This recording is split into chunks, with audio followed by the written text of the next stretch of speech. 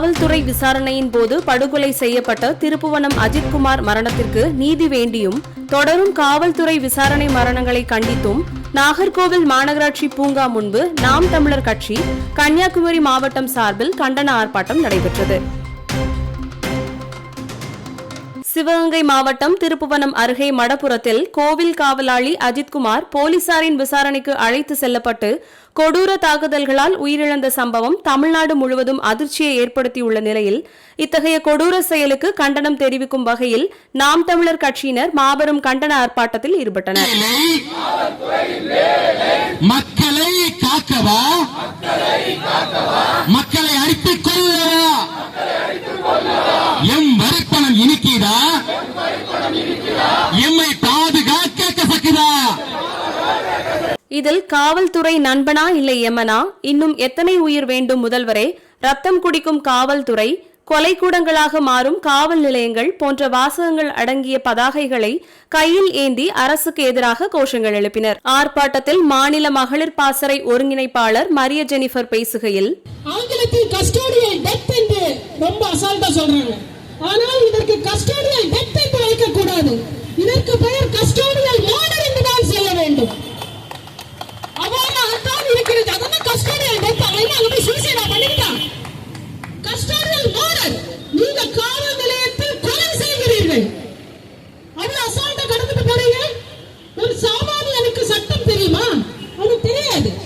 அவனுக்கு தெரிஞ்சதெல்லாம் யாராவது எனக்கு ஒரு நீதி வாங்கி தருவாங்களா, யாராவது எனக்கு அந்த நீதியை கேட்பாங்களாங்கிறது மட்டும்தான். அவன் உச்சபட்சமாக நம்புவது இந்த நீதித்துறையும் காவல்துறையும் தான். குறைந்தபட்சம் நேர்மையோடு நீங்கள் செயல்பட்டால் இந்த அஜித்குமார் தம்பியை காப்பாற்றி இருக்கலாம். குறைந்தபட்ச நேர்மை. ஏன் உங்களுக்கு அந்த நேர்மையில கூட பணியாற்ற உங்களுக்கு யார் அந்த அதிகாரத்தை கூட கொடுக்கலையா? அதிகாரத்தின் உச்ச வரம்பு உங்களுக்கு அதிகாரத்தை கொடுத்து இதெல்லாம் நீங்க செய்யலாம்னு சொல்லும் பொழுது அவ்வளவு ஈஸியா நீங்க கொலை செஞ்சுட்டு போயிருவீங்க.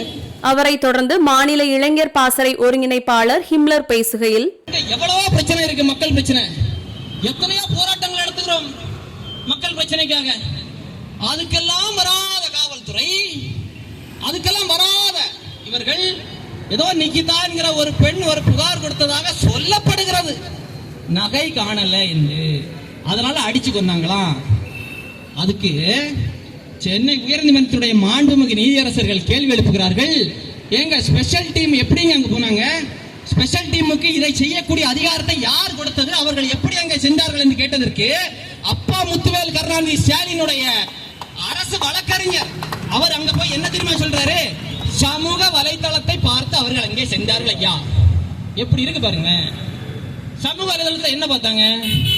நிகிதாவுடைய நகை பறிபோனதை பார்த்தார்களா? என்ன பண்ணாங்க? திமுக மேடையில் பேசுவது போல் நீதிமன்றத்தில் போய் பேசியிருக்கிறாங்க. நீதிபதி செருப்படி கேள்விகளை கொடுத்திருக்கிறார். யாருக்கு? அரசு வழக்கறிஞர் அல்ல, அவரை வழக்கறிஞராக நியமித்து இந்த கேடுகட்ட ஆட்சிக்கு புதல்வனாக இருக்கக்கூடிய அப்பா முத்துவேல் கருணாநிதி ஸ்டாலினுக்கு தான் கொடுத்தார். அவர்தான். இப்ப நான் என்ன கேள்வி எழுப்புறேன்? இன்னைக்கு போராட்டம் அஜித்குமாருடைய மரணத்திற்கு நீதி கேட்டு இன்னும் 2-3 நாள் பார்ப்போம். அந்த திருடு போன நகை கண்டுபிடிக்கப்படலைன்னா திருடு போன நிகிதாவுடைய நகை எங்கே, அதை மீட்டு நிகிதாவிடம் கொடு என்ன கோரிக்கையை முன்வைத்து நாங்க போராடுவோம். ஏன்னா அந்த நகை இருந்தாங்கிறதே பெரிய கேள்விக்குறியா இருக்கு. நகை இருந்தது உண்மையிலேயே, நகை அங்க இல்லை என்கிற தகவல்கள் வருகிறது. நடைபெற்ற கண்டன ஆர்ப்பாட்டத்திற்கு மாநில ஒருங்கிணைப்பாளர் தீபக் சாலமன், மாநில நிர்வாகிகள் ஹரிஹரன், ஜெயண்டீன், நாகர்கோவில் பொறுப்பாளர் முத்துக்குமார், குமரி மண்டல செயலாளர் பன்னீர்செல்வம் ஆகியோர் தலைமை தாங்கினர். தொடர்ந்து நடைபெற்ற கண்டன ஆர்ப்பாட்டத்தில் மாநில மகளிர் பாசறை ஒருங்கிணைப்பாளர் ஆன்சி ஷோபா, சீலன், கலையரசன் ஆகியோர் சிறப்புரையாற்றினர்.